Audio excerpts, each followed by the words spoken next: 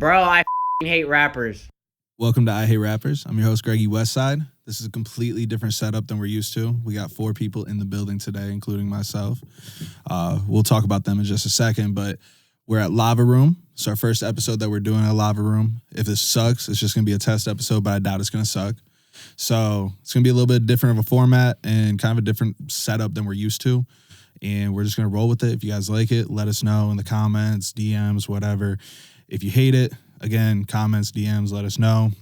We're going to try and give you guys the best possible quality going forward and also just for ourselves so we can monetize this properly and also just get better guests on and get you guys the advice and feedback and all the stuff that you need to be a better artist, because that's who our demographic is for the people who don't know. So welcome to I Hate Rappers.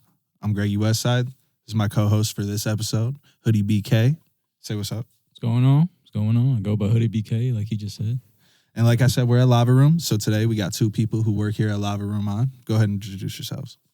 My name's Dan. I'm an engineer here at Lava Room. I specialize in vocals, rap, R&B, just modern style music. I love my job. We work with a lot of really cool people, so I'm excited to talk about some of that. Cool. It's your boy Energy in the building. I'm just an intern at the moment, but I'm learning to be able to do everything that this amazing man has just listed out for us. You know what I'm saying? Learn the ins and outs. Yes, sir. So I've known you for a little bit now. Yeah. I want to start by going with you, dude. So when I first met you, you were working with this one dude that we mutually work with. Yeah. And I don't know, I couldn't tell if it was good or bad recording, because I've recorded with him. And like sometimes how he records his vocals, like just a lot of not consistent sound coming into the mic. Yeah. So let's roll with that, dude. Yeah. So I know that's your biggest pet peeve, right? Yeah. So the biggest thing for me with recording is you got to get a good performance. The content matters, yeah. Like what you're talking about matters. But at the same time, if you're talking about some intense shit and you sound tired, bored, out of breath, like this isn't worth your time, then your listener is going to know that too.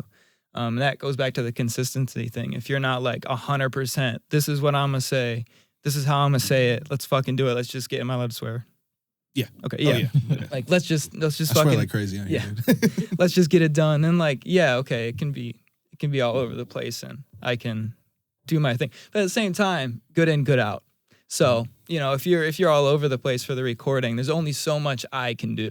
Mm-hmm. I can make you sound super great, super airy, super angelic, but if you don't give a good performance, then, you know, it is what it is. That specific artist in that case, you know, we've been working for a couple years now and he's gotten better. But, a lot better, yeah. At the time it was a little bit of both of us figuring each other out, kind of like how we wanted to record and shit, so. Because you had just started at like Tri-C with the recording program at that time, right? Yeah. So you got the internship here after that. Mm-hmm. So how'd the internship go? Like, how did you get to being, I guess, like a full-time or part-time? Yeah. Full-time? Full-time, right? Full-time, yeah. It's more of like just whenever I'm available, I guess. Not full-time as like hours in a sense, but yeah, so I went to school at Tri-C, graduated, got my degree. We had to do an internship to graduate. So I hit up Mike, the owner of Lava Room, and he brought me in for an internship. And I did a couple months of just like learning the studio, how it operates, how I could fit in, what I can do for the studio, because, you know, I am an intern and I do believe in myself, but got to get in the door first. So I kind of just, you know, did my thing, sat in the back, learned what I could. And then when the time came, it was a session for Machine Gun Kelly, and the engineer that was on that session wasn't really, he was kind of dropping the ball, I guess is the best way I could say it. And he needed a lot of help with the room. So they called me in like 4 different times. And I was just telling them how to do everything. And eventually they were like, okay, you're just going to do the session.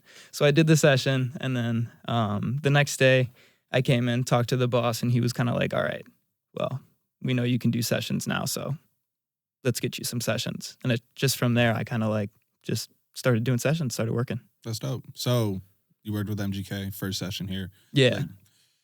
Like, difference between him and just some random rapper off the street, what is it? A big difference. Well, first of all, let me just say, it wasn't my session again. Like I just got kind of thrown into it. Right place, right time. I had an opportunity, I took it. But yeah, the the difference is drastic.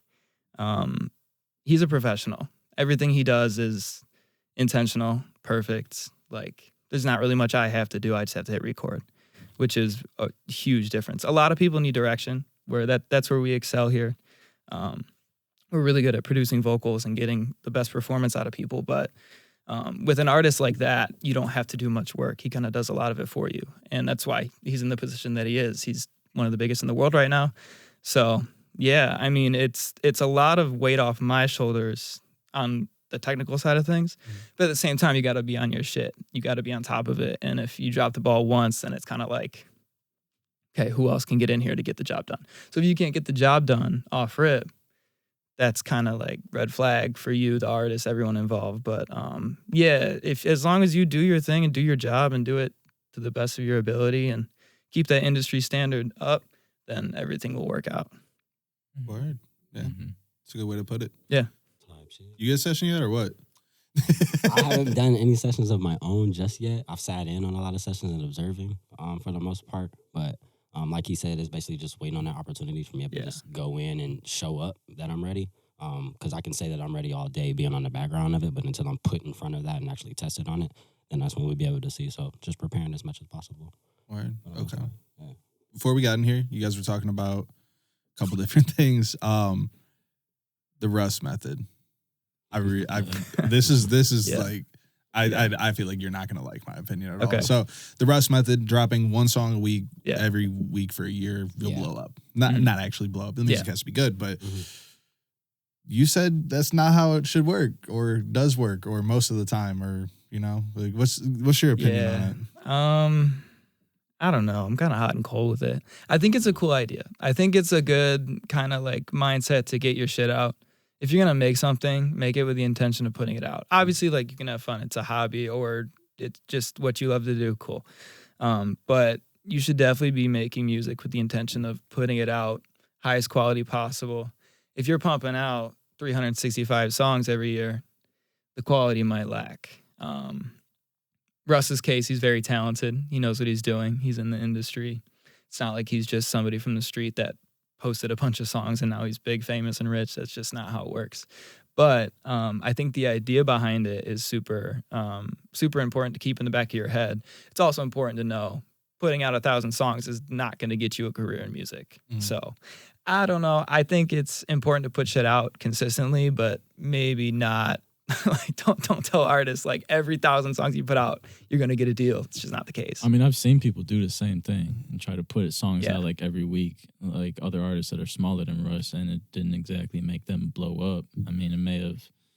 You got any examples of people that we know? Not to like air them out or anything, but not that we know personally. Okay. Because I've seen these rollouts from these local artists, like especially like Cleveland, Columbus, Cincinnati. Yeah, you'll stick with a 3-month rollout where you're dropping every week, and then you forget to upload one. It's on SoundCloud and only, and you just can't get it rolling, and then you stop it, and then you don't know if that's gonna work or not. I think the bigger issue behind it isn't the fact of putting out 1,000 songs and you're not blowing up because they're shitty. I think it's more of you lack in the marketing. Even if you have $0, you could definitely make it shake off of 52 songs in a year at some point. One's got to be good. At least one's got to be good if you're decent. So it's like, if you do that, personally, I think it could work. But you just got to like put some shit behind it too. Like, you can't just like, oh, I just put it out. And you don't even post about it. You don't consistently post about it. You don't have a video. You don't have photo shoot. You don't have this, that, and the third for it. But I think the quality can lack if you consistently put out shit, but it can only lack to a certain extent. Because you said Suicide Boys said they hopped on GarageBand with a $200 mic and they thought everything was fine. I don't know. With the Suicide Boys thing, like now, I mean, obviously now they have the best equipment possible, but it's good to keep your motivation up and to keep your heart in the right place. You don't need $10,000 of equipment, but if you don't have $10,000 of equipment, you're competing with somebody like myself that does. So it's kind of a losing battle. I don't know. The reason that they blew up was not because they were being stingy on the equipment. It's because they had good music. So I know the one kid from our city that blew up, YSN Flow, man. You know. You know what his first song to get like a decent amount of streams was? It was the one that me, him, and Forever Johnson made, the Flexed Up. Guess how we made that? How? On GarageBand with a less than $200 mic. Yeah. Well, yeah, it was a good start. It was a good start. Now, And then he was going to like Spider and other people's like, recording. Yeah. And whenever he recorded with me, I finally got Logic. So Yeah, I think that yeah, was good. But yeah. you can't you could start a career off of GarageBand. For but sure. you just- Yeah. Like, You just what probably was that? probably can't end there. What was that one TikTok kid who it was like 2 years ago. He did it was like a do re mi fa sol la ti do thing where he just like changed the pitch. Like, Oh yeah, yeah. You know I what I'm talking about? Yeah. He did that on GarageBand. Really? Yeah. I heard that like 2 months later. I'm like, there's no fucking way he did that on GarageBand. Makes you feel bad because you were on GarageBand. So You're like, what bad. the fuck? But where is he at now? Is the question. Yeah. Well. I mean, where are a lot of TikTok artists? Yeah. Yeah, Like, facts. I don't know. I think it's there's a lot of narratives that play into releasing consistent music. I think continuously because I mean we have a lot of examples of people blowing up off of just one song. You know what I'm saying? And everybody dancing to it, and now it's a trend, it's a thing. But then it's like, what do you do within that time frame of you grasping that frame? You know what I'm saying? Or what position you actually are in to make certain moves to take it more serious. You know, because a lot of people that are, for instance, just doing music for fun and are just dropping it, and they don't have a platform. I don't want to say platform. I would say more like a loyal fan base. And what I mean literally by loyal fan base is like most people don't make music for people. You know what I'm saying? They make music because it's like, oh damn, he got a Bugatti, or he got an iced out chain. Or, you know what I'm saying? It looks good. The aesthetic of it is good. So the outcome of it is gonna fail at the end of the day because it isn't genuine. You know? Yeah. And then like how it was back in the day compared to now as far as resources, you needed a major label in order to be able to have that mass reach. Now everybody's like, oh, I don't need all that shit. I could just drop a video now and just see where it goes because that's what we're visually watching every single day. So I mean, right now it's weird because you get the one-hit wonders off of TikTok now. Like you used to just get them through the radio play, but they were backed by a major label. Half these dudes aren't. Yeah. Half these dudes are. And you have a lot more access to drop a lot of stuff. But I mean, over the past 2-3 years, especially like post-pandemic TikTok era, what have you seen that has failed so bad? Artists. yeah. One-hit wonders. Like you can't follow up. And on top of that, especially independent artists. Because independent artists don't have the major label push for back-to-back-to-back projects. They get one project, it's like, oh shit, this dude's next up. When's the last time you heard from him? You know? Like I don't have an example off the top of my head, but you'll see it with a song, you'll see it with a decent project. But it's just so saturated nowadays. You like major labels are low-key proving themselves right again after like losing it for a little bit. I got to point to that. So like I was watching something actually on this. I think the major problem with that is now artist development. Like unlike how it used to be back then, because even if I do blow up today, I don't actually know how to be a famous artist. You know what I'm saying? Actually what all those jobs entail. Like how an example you just used with MGK. Everything he does is with intention. Everything is that professional. You know what I'm saying? Even though he started out where it was a street thing or whatever, but him having that etiquette and learned that business is why he's able to progress forward. So what do people do that don't have that prior training or a big homie or something to be able to teach it to them? I mean, even without that, you don't even like nowadays you don't have the people that know how to do the one rollout worth of that. Yeah. Not even like a career. Like you can't even show up to a photo shoot on time, make sure you have everything set up. Yeah. Photo, video, social media content, whatever, blah, blah, blah. Like the list goes on. You don't have that person able to do that or the people with the knowledge to do that. And then when you do have the people with the knowledge to do that, the artist doesn't want to do it. Or if the artist wants to do it, but just genuinely doesn't know how to set it up because they're like stupid in that, in that sense of things. You don't have the management or you don't have like big homie to tell you to do whatever. So I don't know, man. Yeah, it's tough. I think a lot of people also have this weird, this bad taste in their mouth towards labels just because of all this shit the past decade with screwing artists over and stuff. Yeah. I think, and my opinion doesn't matter because I'm on the technical side of things, but I think as an artist, signing to a label could be one of the best things you could do. It could also be one of the worst things, but it doesn't mean that just because a label's there, you're going to sell your soul away and throw away all your money just for a chance. That's not what it means. If you get a bad deal and you sign a bad deal, it's a bad deal. I mean, is it a bad deal because it's the deal you signed, or is it a bad deal because you didn't do shit with it? Like you did nothing. Exactly. Yeah. Like how many artists were on Young Money? I just watched a YouTube video on it. They had 10, 15 No, artists. I know exactly what A you're talking lot of about. artists, I was yeah. looking into that same thing. Who Yeah. it's like, okay, at first it's like, I think that they had Currency for a little bit, right? Yeah. Currency left because it's like, oh, we're focusing on Wayne right now. Yeah. Wayne's got to focus. Then when Wayne wasn't the focus anymore, it was Drake and Nicki and whoever else. It's like, or Tyga and then whoever else. You got 3 artists that are like developing and actually dropping, and these other guys, like you got a 12 and a 13-year-old with like Lil Chucky and Lil Twist, you know, and they're like, where was the development with them? Yeah. You know, like they were trying to groom, not groom, but groom Chucky into being the next Wayne. Like they were like saying that to him, like saying that out, like just to everybody. And it's just like, you guys did a poor job of developing these artists. They did a poor job developing themselves. Yeah. Like you have all the resources there, or at least some resources. At least you got like people that can direct you to what to do and like how to make better music. And you just do nothing. Not to mention money. Yeah. You have all that money, and you can't find the one person. Well, to do did it they have right? the money though? Well, yeah, that's Little good. did we That's the know. question. Yeah. But you had enough money to be around all the studios and stuff. Whether you know, Exactly. I mean, it still doesn't take them away from being in the industry per se. It's just, again, it comes to being that thirst for that number one spot, that thirst for everybody to love you type thing. I think if that isn't the intention or direction, it's easier to fall in place of that, because then you're naturally making things that people just want to listen to. The one person that I know that everybody in the fucking world loves is like Michael Jackson, right? It's just because he made genuinely good music that I don't give a fuck who you is. Like, you know how everybody's like, I don't like country music? You know, that one person is like, I hate country music. He's that one person. What's wrong with it? I don't know. I just don't like it. But you know what I'm saying? But the difference was he made music literally for the people. So I think if people stop being so more, it's not like NFL sports or anything. Like, you can't compete in that type of sense as far as numbers, because creatively everything's subjective, like 100%. So maybe they did have the backing to be able to be the next Wayne or whatever, but they're just not Wayne at the end of the day. You know? So where do they go after that? I don't exactly know, but I know as far as being that deep into the industry, though, you just find somewhere that fits your lane at the end of the day. Yeah, I talk to like 90% of the artists that I work with, new artists that I work with at least. Every single one of them thinks that, just like going back to the Russ thing, like, well, I got 50 songs in the vault, so like I'm ready to drop. I'm like, dude, this is not a sport. If you go play soccer and you're a goalie and you practice goalie for a year straight, you're going to be better at goalie. If you go and you rap for a year straight, you're going to be better at rapping, but that doesn't mean your content's going to get any better.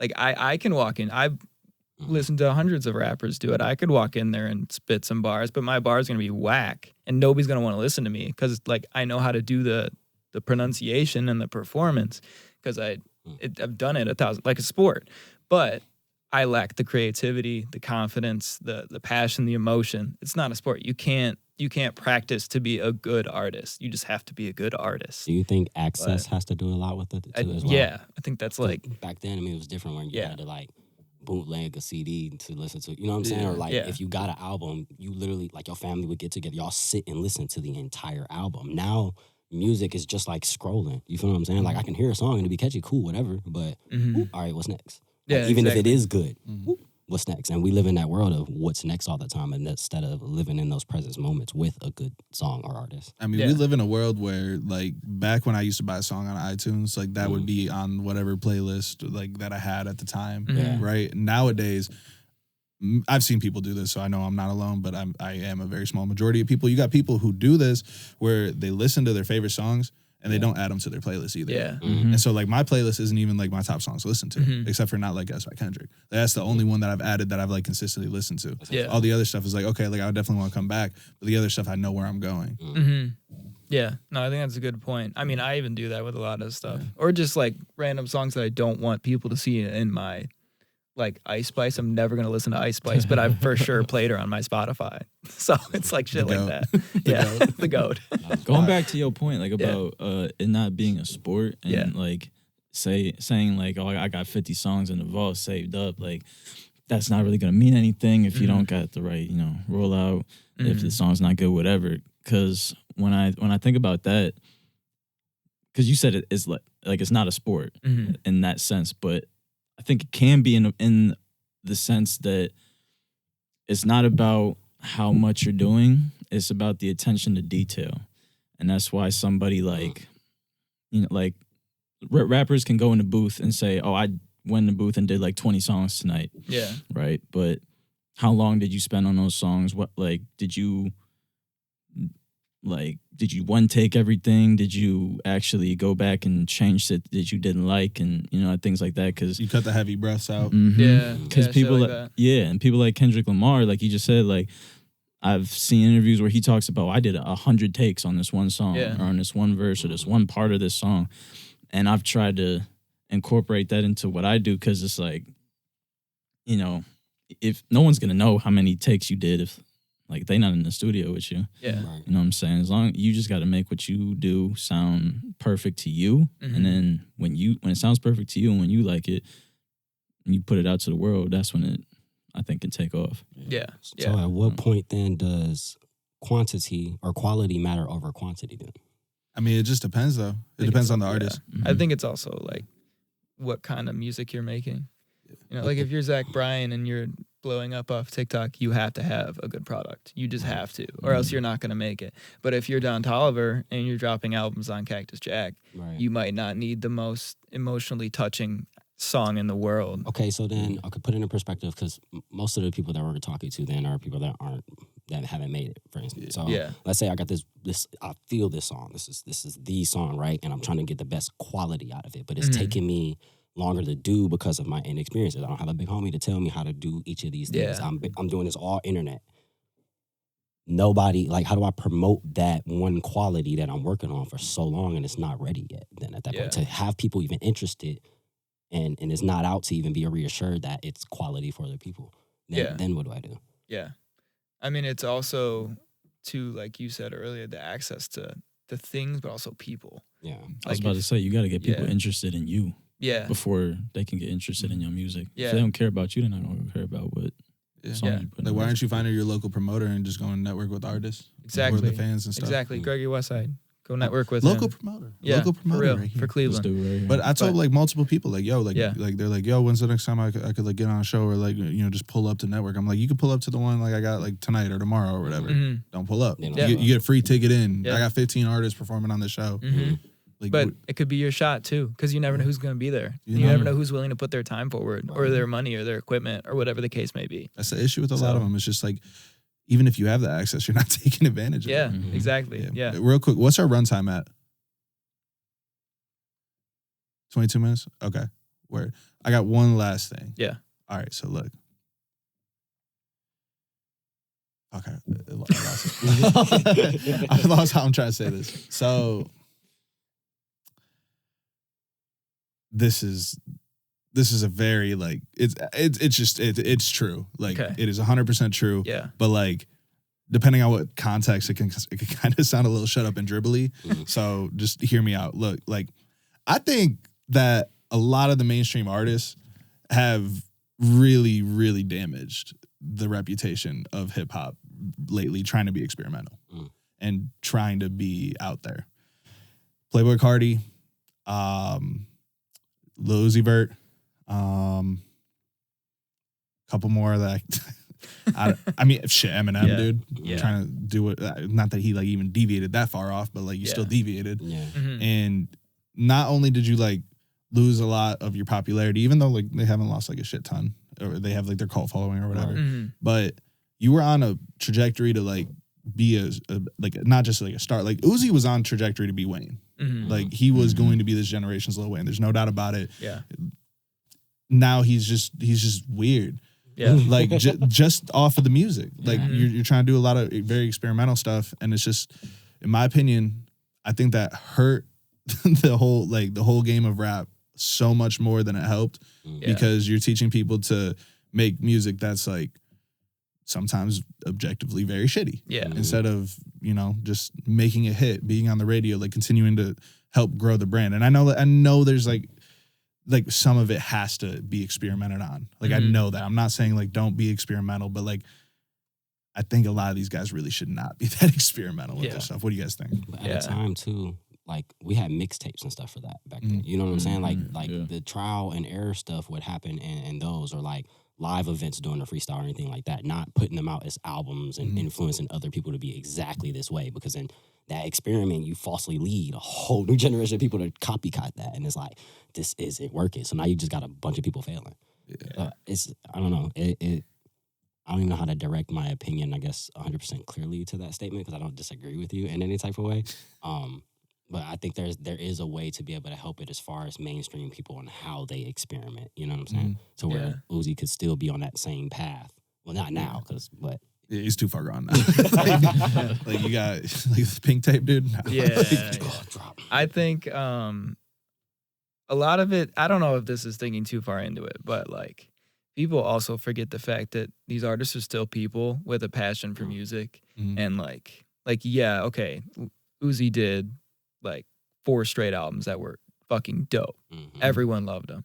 And then he tries something different. And it's like, for the industry, yeah, it sucks. Because now everyone wants to do something different because Lil Uzi did something different. Cool. But maybe Lil Uzi just wanted to do something different. I know that's like super cliche, but that could be a possibility. But at the same time, for like the he wanted industry, to do it for himself? Yeah. As cheesy as that sounds. Yeah, but the thing is, everything is so it- front yeah. and center. Like, you know, everything these big artists do is so front and center. Like, it's one and done. Like, if this don't hit, like, Well, that's my next point too. Is like Uzi was on this label with this huge fucking problem where he didn't put out a record for 5 whatever it was, but like he knows that album's gonna come out, and the people that he's affiliated with know it's coming out. They know what it sounds like. They know what his market is, and they do it anyways. Yeah. So I don't know. It could just be a money grab, but I think it's fucking like Ice Spice again, for example.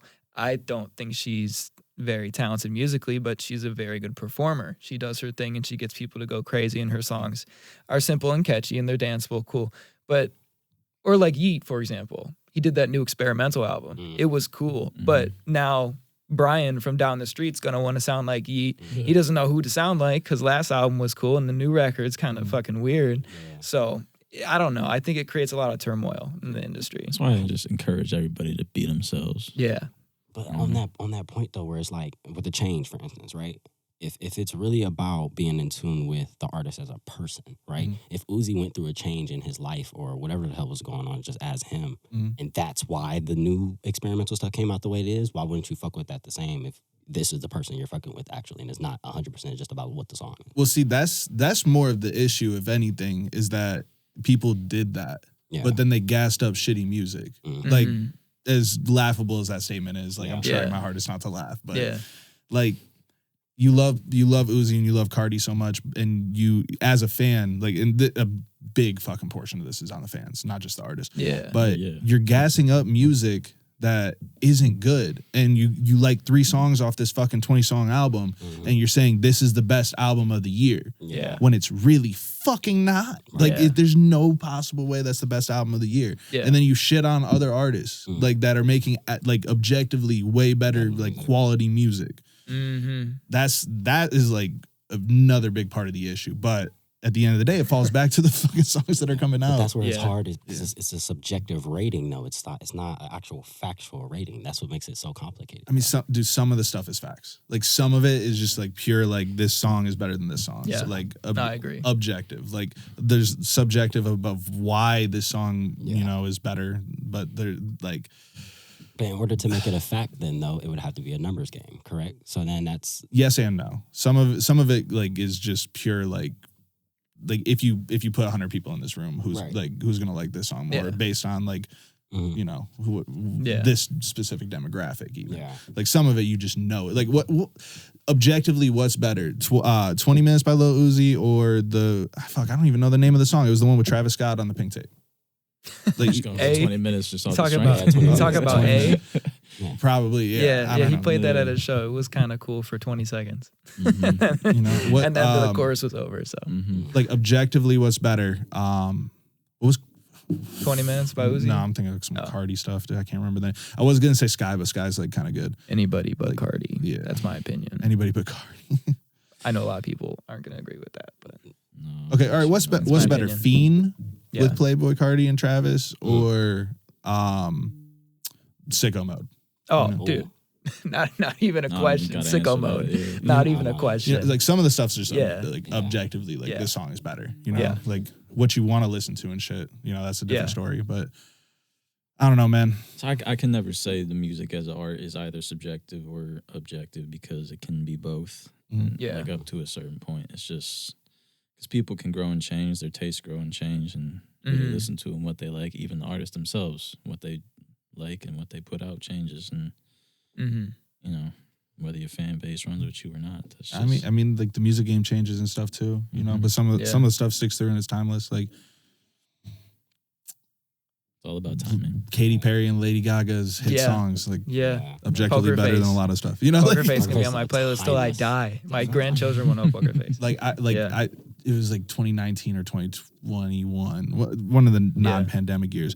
I saw like a group of people just like jumping around and dancing to Bad Romance, dude. Like we're talking 10 years later. Kick ass song. Party in the USA made a huge comeback. Dude. That's like diamond, that, right? Like a G6. Shit like that. Yeah. I think the biggest takeaway would probably just be like find a sound and stick with it and do your thing and fuck what anyone else thinks because it's your music. Yeah. And I know that's cliche as fuck, but like it's true. I don't want to, if I'm working with an artist and you're like, oh, I want that Travis Scott sound. It's like, cool. Let me put you in contact with Travis's engineer because he's going to make you sound a lot like Travis, but I'd rather just listen to Travis. Just do your thing. And if it sounds cool, people will resonate with it and be emotional about it, be intentional. Perfect. Like, don't be a Travis clone. That's don't. Don Toliver's It's not going to job. work. It's not going to work. Yeah. That's Don Toliver's job, dude. The worst But thing Don you can Toliver do- does it in his own way to where it's not even being a Travis clone. You're actually just trying to copy him. Like, there's a difference. Like, Yeah, you got to be creative and you got to have your own juice. And if you don't have your own juice, don't try to steal someone else's because they're not going to give you any and it's not going to work.